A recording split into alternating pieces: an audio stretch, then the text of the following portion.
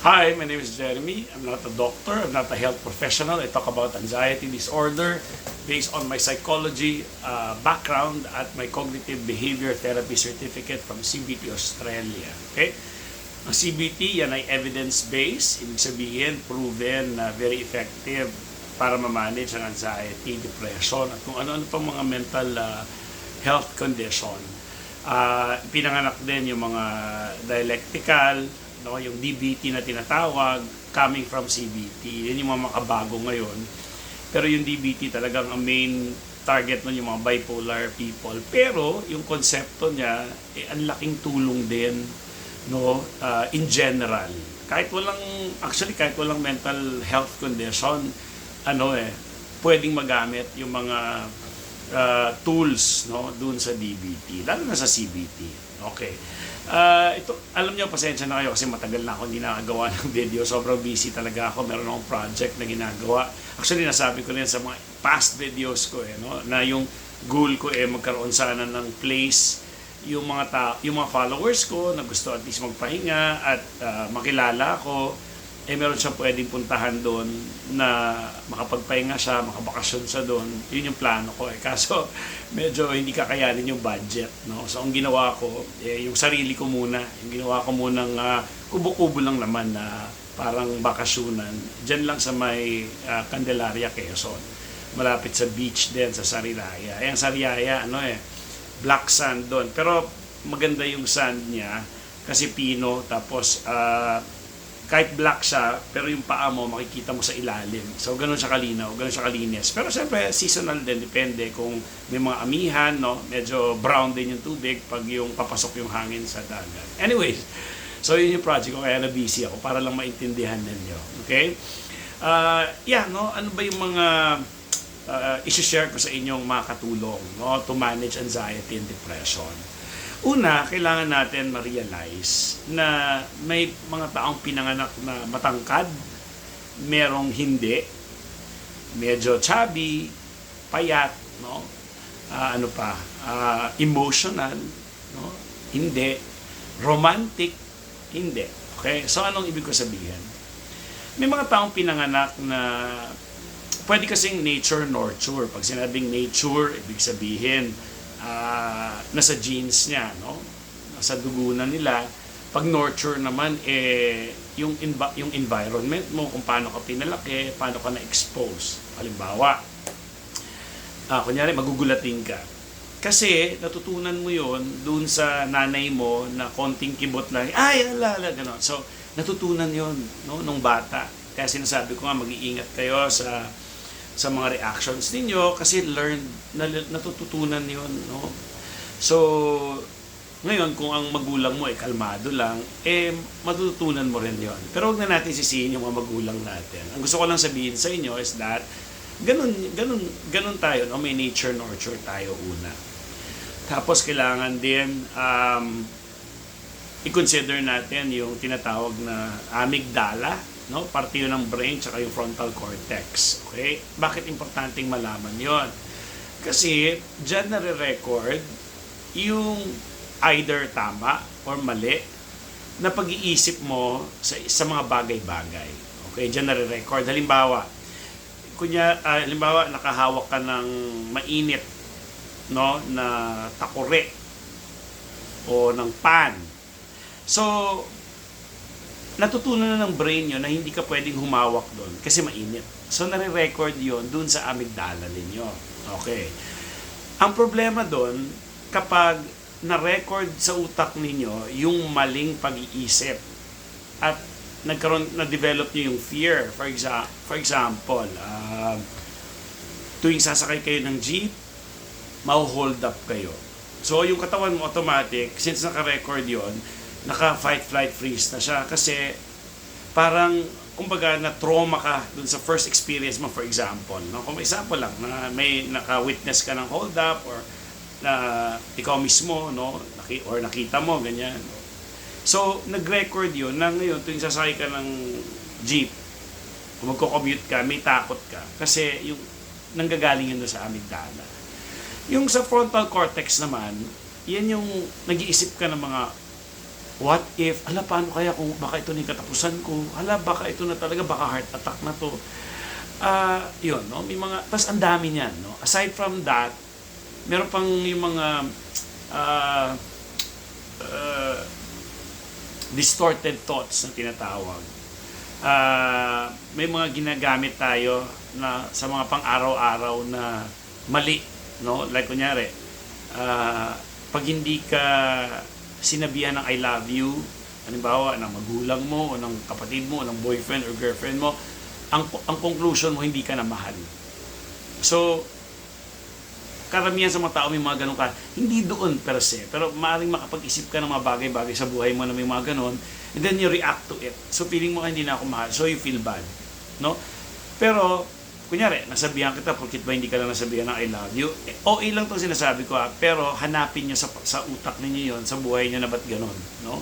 OA lang, extreme lang yung kinukwento ko, pero maraming ganyang bagay halimbawa, kunyari, pinagalitan ka ng boss mo, feeling mo, hala, baka mawalan na ako ng trabaho, hala, lahat naman nagagalit, di ba?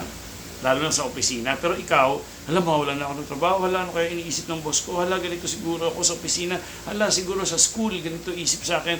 Kunyari, pumalpak ka ng recitation mo, ang bobo-bobo ko. So, ang dami mo nang ginaganon sa sarili mo, as if ikaw lang nakagawa nun. Lahat naman nagkakamali. Pero bakit ikaw?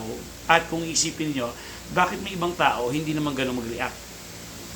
Kita nyo? So, kailangan bantayan nyo rin yun kasi yung mga ganung pag-iisip, papasok sa inyo yun. At kung ano yung naiisip ninyo, nagmamanifest sa katawan nyo yun, sa behavior nyo. Halimbawa, takot ka sa grocery, hindi ka na papasok doon.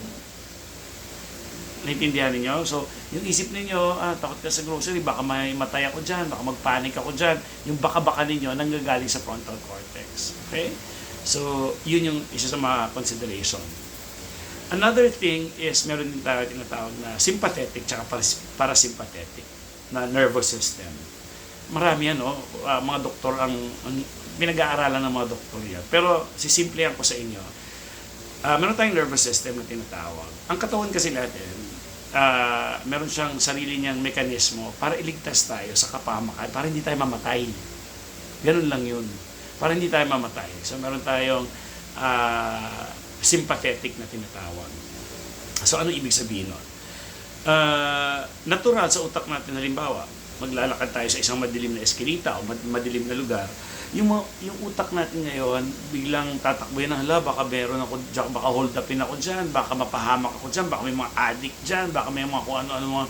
So kung ano may isip mo, pero yung pag-iisip na yun, maganda yun. Kasi gusto ka nung katawan mo iligtas sa potensyal na kapamakan dun. So ngayon, masama ba yun? Hindi siya masama. Okay? Normal yun. At makakabuti yon. Kaya nga ang tao, ang sangkatauhan, buhay pa hanggang ngayon kasi meron tayong kapasidad na mag-isip tayo ng ganun. Okay? Halimbawa, kunyari, may nasusunog, yung response mo, na biglang nataranta ka, natakot ka, ninervyos ka, para makatakbo ka dun sa sunog. Ganun din kapag may lumilindol. Hala, takbo, punta tayo sa ilalim. So, yung reaction na yon, para mag-survive ka. Naintindihan ninyo? So ngayon ang tanong, dapat ba matakot doon? Dapat hindi. Okay, kaso nga lang sa tao may mga disorder dahil doon sa kanyang, paano kung ganito? What if heart attack na to? What if stroke na to? Okay? Okay yan kung mga first time punta ka sa ER para ma-check ka talaga. Paano ako nag-heart attack ka na? O di mas mabuting na pa-check ka. Pero ngayon, kung ilang beses ka nang nagpapacheck sa doktor at sinasabi ng doktor, ang ganda ng puso mo, wala kang sakit, wala kang problema, nasa pag-iisip na lang natin yun. Okay? So, pag mga ganon, yun yung kailangan natin i-manage. Ngayon, kailan ba talaga tayo dapat magpa-doktor o kailangan kumuha na ng professional help? Yan ay kapag hindi na tayo functional. Okay, ibig sabihin, hindi ka na makalabas, hirap ka na, hindi ka na makakonsentrate sa ginagawa mo. This is both anxiety and even depression, no? Kasi, may management siya, meron siyang, pwede kayong umayos. Kasi, kung magkakaroon ka lang ng tamang kaalaman, kaya ako sinasabi lagi sa video yan, na kapag nagkaroon ka ng tamang kaalaman, nawawala yung takot. At pwede rin yung depression. Kasi, ganun pala. Ganun pala. Okay? Ganun pala yun. Hindi pala ako dapat mag-react ng ganun. Okay? Kasi ang problema din natin, yung reaction natin. No? Kapag nag-react ka sa isang sitwasyon, sa isang bagay, nare-record sa utak mo yun. Kunyari, yung grocery. Ay, lalabas ako dito, matatakot ako. Yung reaction na yun, nagre-record yun dito sa utak mo. Na sa susunod, sasabihin ng utak mo, nandito ka ulit sa grocery, baka may mangyari sa'yo masama, dapat lumabas ka ulit. So palalakasin pa niya ng palalakasin. Kaya ang tamang pagmamanage nun, huwag kang umalis, huwag kang lumabas. Kasi kailangan patunayan sa utak mo na, ano nangyari? Hindi ako lumabas, namatay ba ako? So ngayon, sa susunod na pupunta ka sa grocery, na-record na rin sa utak mo na, nangyari nga sa akin noong nakaraan eh. Hindi naman ako namatay, hindi naman ako na-stroke, wala naman nangyari sa masa. Hindi nga ako nagwala. Kasi kadalasan, inisip natin baka mag-panic tayo dun sa public, magwala tayo, nakakaya. Pero, ako, ilang years ako may anxiety disorder, never ako nag-panic sa public. Pero lagi ko nasa isip na baka magwala ako doon. Paano kung hindi ko na makontrol yung sarili ko? Never. Kung meron sa inyo ilan-ilan, maaaring talagang bumigay sila dun sa panic nila. It is because hindi nila alam at hindi nila naintindihan yung nangyayari sa kanila. Pero ito tanong, pagkatapos yung mag-panic doon, kinagabihan, for the following day, ano nangyari? May nangyari ba sa kanya masama?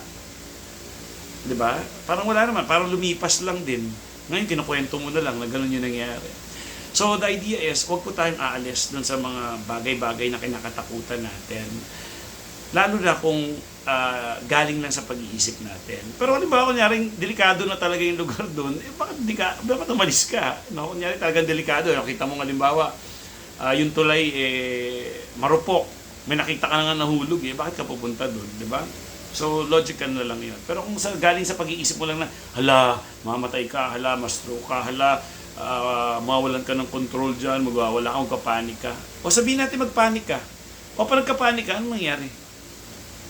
Ano bang pinsala ang magagawa mo? Kunyari, kailangan ko magpunta sa ospital. O sige, punta ka sa ospital. O pagkatapos nun, magmamarka ba yun sa buhay ng mga tao na may nag-panic attack doon na tao? Normal yun Okay? Kung talagang hindi na nakayanan. Pero I doubt na mangyayari yun. Kasi conscious tayo Alam mo yung nangyayari sa'yo. In fact, kaya ka nasa-stress kasi ayaw mo mag-panic. Nilalabanan mo. So, bakit mangyayari sa'yo na parang mawalan ka ng control sa labas? Yan yung mga taong iniisip nila na baka himatayin sila. Sige, tanong. Ilang taon na yung anxiety mo? Hinimatay ka na ba? Di ba hindi? Alam mo bakit malayong himatayin ka? Kasi, ang mga taong hinimatay, nawawalan ng oxygen sa brain. Okay? Minsan, ako, yun ang kadalasan ko, hinuhold ko yung hininga ko, napapansin ko, hindi ako huminga ng tama. Ang tigas ng tiyan ko, kasi sa sobrang nervyos mo, hinuhold mo yan. Okay? Kaya pala hindi ka huminga. So pag hindi ka huminga, may problema yon, may reaction. It's either hindi ka huminga o mabilis yung paghinga mo. Pag mabilis yung paghinga mo, panic yan. No? Lalabas yung adrenaline mo. Ngayon, pag hindi ka huminga, kailangan ng katawan mong oxygen. At yung exchange, hindi lang oxygen. Kasi kung marami ka ring oxygen at wala kang carbon dioxide, yung mga nag-hyperventilate, medyo mahihilo yan. Okay? Pero guys, ang tanong, masama ba yun? Hindi. Yung mga panandaliang ganon, equip tayo, no? Ginawa tayo na kayanin yung mga ganong sitwasyon. Normal sa katawan natin yun. Kasi tayo, pinanganak tayo para mag-hunt ng pagkain natin, no? Para tayo mga hayop din na, kasi katoliko ako So, di ba sa science, hayop tayo, nag-hunt tayo, physical tayo Ang problema kasi sa pag may mga anxiety disorder tayo, even depression, yung hindi tayo gumagalaw na Hindi na tayo kumikilos, no? Hindi na tayo kumikilos. Ang pinanganak tayo para maging active Kailangan tumatakbo tayo, kumikilos tayo. Ngayon wala, nasa bahay ka lang, opisina, wala ka ng exercise. Ganun yung katawan natin dapat. Kaya nga may mga tumataba, kasi, di ba? Okay, anyways. So meron tayong tinatawag na sympathetic, parasympathetic. Yung sympathetic na yan yung sympathetic, yan yung mga fight, flight, freeze. Kapag may naisip ka, naisip mo lang na nasa danger ka o nasa toong danger, may mekanismo yung katawan natin na makaiwas tayo dun sa danger. Paninervyusin ka niya. patataasin yung adrenaline. Magkakaroon ka na maraming energy. Okay? Kung sa panahon ng sunog, hindi mo ramdam yon. Pero kung walang sunog, ramdam na ramdam mo sa katawan mo yon. Andun yung mabilis na pagtibok ng puso, yung mata mo parang nanlalabo, na parang may rason yun eh. Kasi kunyari, pag nasa danger ka na, nagda-dilate yung mata mo para makita yung danger kung saan yung mabilis. No, kunyari may ahas. Alam, may ahas, may baka makagat ako. So yung mata mo, nagfo-focus. So parang feeling mo nanlalabo yung mata mo. Pero actually, naghahanap siya ng danger para makaiwas ka doon, o makatakbo ka, o maka-fight, flight, or freeze. Fight, laban. Freeze, maninigas ka na, sana huwag ako makita. At hindi yun sinasadya, natural na lalabas yung parang hindi ka humihinga, hindi ka gumagalaw. Kasi may mga ganong hayop. Nakita niyo yung parang worm na black, na kapag ginalaw mo, gaganon siya, itutupi. Yun yung response ng katawan niya na patay na ako, sasabihin niya, para hindi na siya kainin ng ibon, kasi yung mga hayop ayaw din ng patay. Gusto fresh. Diba? So, ganun. So, kahit hindi niya gusto yon, nagiging parang instinct ng katawan, yung response na yon, no? Automatic, kasi para iligtas nga tayo sa danger. Ngayon, kung may tinatawag na sympathetic, meron din tayong parasympathetic. Yung parasympathetic, yan naman yung rest and digest. Okay? Kapag ninervyos ka, yung katawan natin, meron din siyang, kaya niya rin ikaw ipakalma.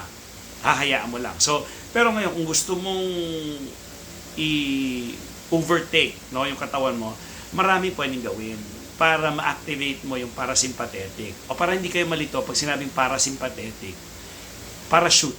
O di ba? Pag malalaglag ka, magpa-parachute ka para ligtas ka. So yan, parachute, parasympathetic. Okay? So, maraming ways, no, para ikalma ka kaagad. Pero siyempre, kailangan, meron ka ng understanding na, okay, nagpa-panic attack lang ako, anxiety disorder lang to. So, ang gagawin ko, kakalmahin ko yung sarili ko, hinga ako.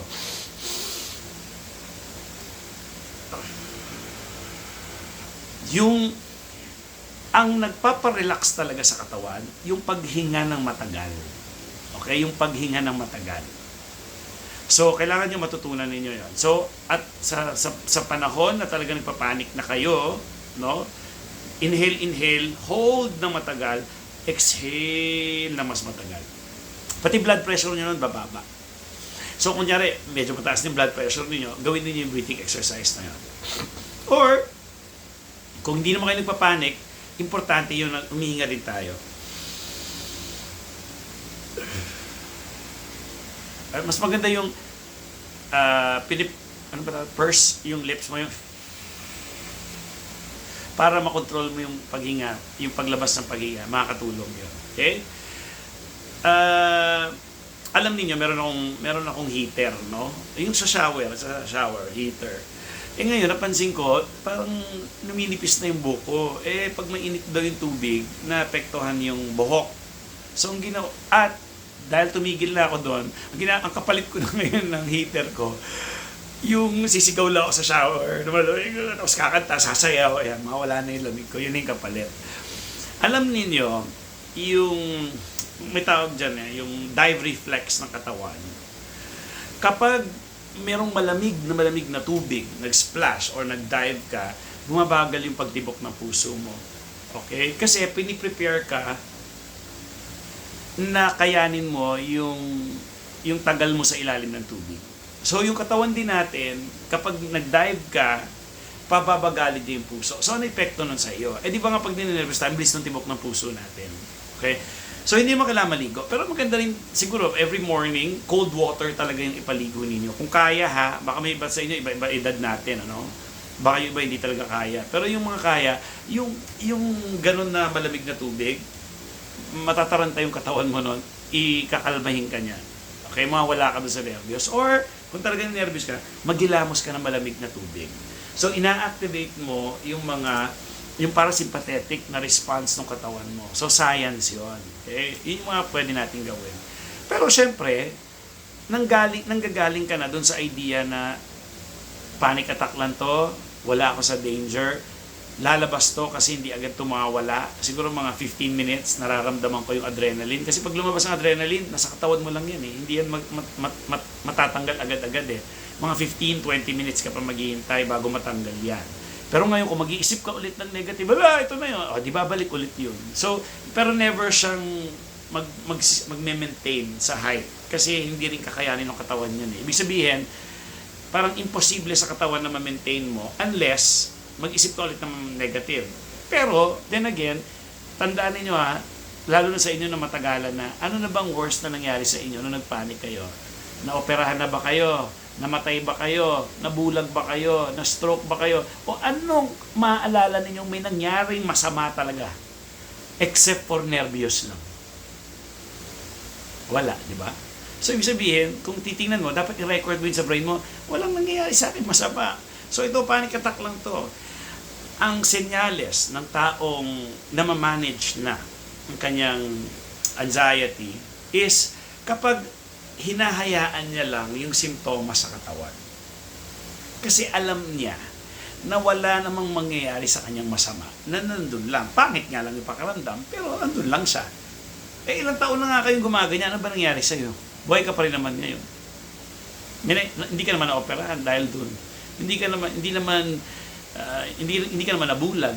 Hindi ka naman na-stroke, na heart attack. Di ba? Ngayon, yung mga taong na-stroke, talagang maaring dahil sa cholesterol na nila, marami ng factors yun. Pero hindi naman lahat na nasa-stroke at hindi rin lahat dahil sa anxiety, no? At all. No, talagang ang ibig ko sabihin, masustroke ka dahil yung katawan mo, puno ng cholesterol, wala kang exercise, may anxiety ka o wala, talagang pwede ka ma-stroke. Okay? At hindi rin naman lahat ng stroke, patay agad. Ang dami kong kakilala na bumabalik. Office mate ko lang, sa opisina na ulit ngayon, parang wala nangyari. So, hindi rin porket na-stroke ka, kala mo, libing na. Hindi ganun.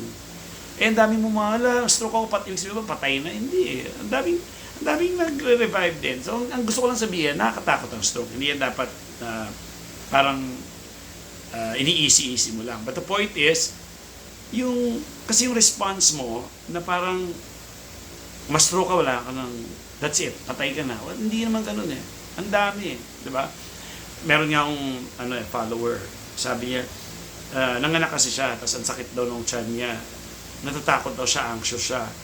Sabi ko sa kanya, halimbawa, na-infect talaga yung sugat mo. Halimbawa talagang pangit yung nangyari sa sugat mo. Ano yung magiging course of events or action mo? Ang ibig bang sabihin, kunyari na-infect yung sugat mo, patay ka na kagad? Sabi ko sa kanya, hindi naman. O ano mangyari sa'yo? O di sasakit, lalagnatin ka, magrereklamo ka, dadaling ka sa ospital.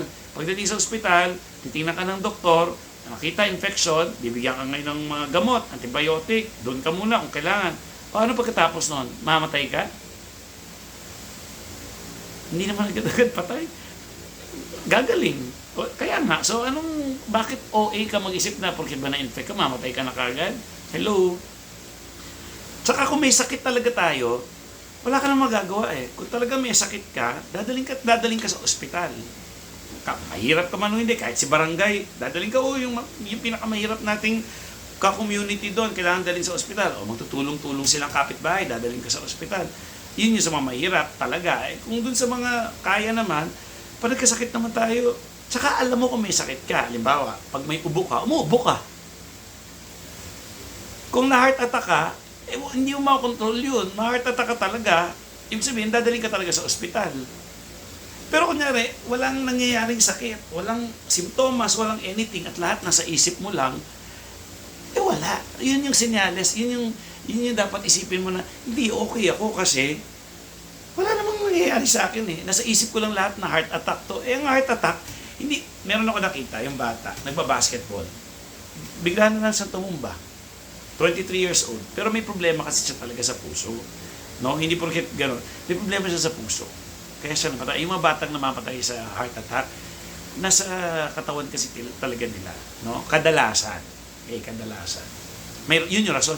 Hindi, kung walang rason para mamatay, then bakit ka mamatay? May science, pinag-aralan yan.